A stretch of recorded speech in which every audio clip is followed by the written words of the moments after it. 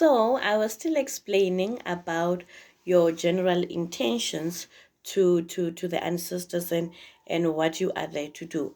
And normally you would find that somebody you would hear stories of somebody being at a river and suddenly you know they disappeared in the river, or something had happened in the river and they were taken by the gods of water, or they were taken by water.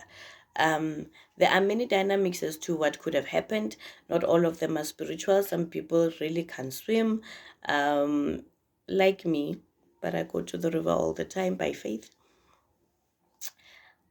However, if it's a spiritual thing, it's because people, the gods of water get confused. People just jump into water. People just jump onto mountains without telling ancestors or the gods of those places what they are there to do. So the respect goes in different ways. Respect goes a long way. Any other time, even when you get into a person's house, you would knock and they would ask Gemang and you will introduce yourself. So the same dynamic happens, that you need to introduce yourself and tell the gods of water why you are there. So sometimes people go there with bad intentions, and the gods of water just go, not today, not today, Satan. I'm kidding. I not. I'm kidding, but they would be like, no, not today. You are not going to be doing this thing here, and many things would happen, right? So we need to respect the sacred places and introduce ourselves, and not go there to do bad things, and not go there to do rituals that are going to be giving other people bad outcomes in their lives. So it's quite important to always have a clear conscience and a clear heart when you are trying to do these things, right? So that's you speaking to your ancestors and activating your gift, asking them, ancestors, who are you? Who's giving me this gift? What is it that you want me to do with this gift? How do you want me to execute this gift? I am just a child on this journey. I do not understand most things. I come with an open heart, so please lead me, right? And then you're also going to ask them, I'm also here to take some water to bath at home to protect my yard worth. Can I please have water? Right? Sometimes you even ask, can I please get into your dwelling? Can I come into the water? So obviously with this kind of things, you need somebody that is that understands, that can have this conversation with ancestors to understand if they can really allow you to go into the water. Because sometimes you would ask ancestors, can I get into the water? And ancestors say, not today, you're not getting into the water. Like, guys, I come from far, can I just get into the water? So you need to have that ear where ancestors will be saying to you, yes, get into the water, or no, don't get into the water, you know. So but when you are new, it's quite beautiful and safe for you just to do at a riverbank, because you have not mastered hearing what the spirit says, or hearing what the gods of water says, right? Let's move on to when you are a family and you've been instructed, or you've been given a prescription to go and paddle together, and you have to slaughter an animal, slaughter a chicken or a goat or a sheep, whatever it is that you need to go and slaughter. So in this case, hierarchy works best. The eldest person, when you have your males in your family, the elderly people must lead the ceremony, right?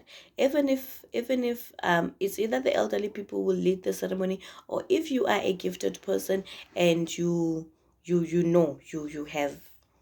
have the gift, you've been on this ancestral journey for quite a long time, then you can lead the ceremony, because you are very good in hearing messages.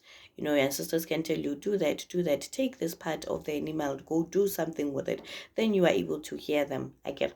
But then in if you are not, and you are just a family that you are told or lo patla, then hierarchy works best. The elders will lead this umsebenzi. They will slaughter, they will start to pasla, and then you will do it by in order of who's older, If ke papa kutlung, papa will then talk, then mama will then talk, then our brother will talk, our sisters will talk, and everybody. So we will then phahla paying, you know, by the order of who came first, right? Because hierarchy is important. Then we respect that particular order, right? Most people would then ask, when is the right time to phahla? There is no particularly right time to phahla, but there is optimal time to phahla. So you can speak to your ancestors at any time as much as you can pray to God at any time, right? So, because sometimes there's an issue, you are flustered, you are not okay, you can't be waiting. Hey, yeah, no, let me wait for two. Hey, ancestors are asleep. Let me wait for them to wake up. No, no, no, it does not work that way. You can speak to your ancestors at all times. However, there are times in the spirit where sometimes the spirit is highly active, highly open for conversations and for communication, and where we believe that at that time your responses come even quicker. All right, your 3 a.m., your 3 hour intervals, from 3 a.m., 6 a.m., and 5, right? Between 3 and 5, the spirit is highly active, including even in the afternoons. Between 3 and 5 p.m., the spirit is highly, highly active, highly open to your messages and to converse with you. So that's what's happening. And what are the best times to pray? Still, 3 hour intervals. Your 3 a.m., your 6 a.m., your 9 a.m., your 12 p.m., your after 12 p.m. what comes? Your 3 p.m., your 6 p.m. Even when you are doing a 6 to 6 fasting, these are the good times to be praying at your 3 hour intervals, right? So I hope this assists you. Can I quickly just come in and say, how do you know? How do you know whether you are having the right conversation, and how do you know whether ancestors are replying to you, right?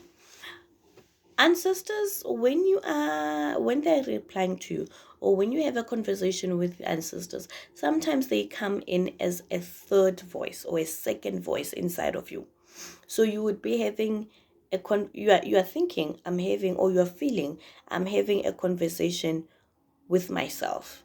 But this version of self, it's highly astute, it's highly intelligent, comes with different concept, and you're like, but when did I become this brilliant? Like, hey, whoa, like, what's going on? Yeah, I'm too intelligent. It is not you. It is not your mind, because you know your own brain capabilities and challenges and parameters. You know what your brain is capable of. And then sometimes you have this very silent, very intelligent, very calm version of you saying something to you. And that is how ancestors come, to you to respond to certain things that you would have asked. Sometimes you would be driving around, or you are in a taxi and you see a signpost and it is written something that has to do with what you were talking to ancestors about. Sometimes you would be speaking to a person and they would say something that resonates so well, something that just lands on you like, it just lands like an answer. So ancestors, I normally say ancestors like to speak to intelligent people, because intelligent people are observant, so they speak in various ways. And once you've started asking, once you started wanting clarity, please be still, be silent, be calm enough to understand where a message will come to you. Ancestors do nothing in that ancestorville of them, of theirs. They do nothing but just wait for your conversations, communications, and they do nothing but strategize around your life. So it's quite good that you are in tune with them, because either way, your life is in their hands. I hope this helps you. May the Spirit be with you. May you prosper. May you pray. May you phahla, send libations, and enjoy spirit. Spirit is fascinating. Thank you for tuning in. Subscribe, tell your friends about it if this is useful. If it resonates with you, then I'm glad. Tell me how your first passing encounters went, ne? My tab, I love my tab. All right, thank you, bye bye.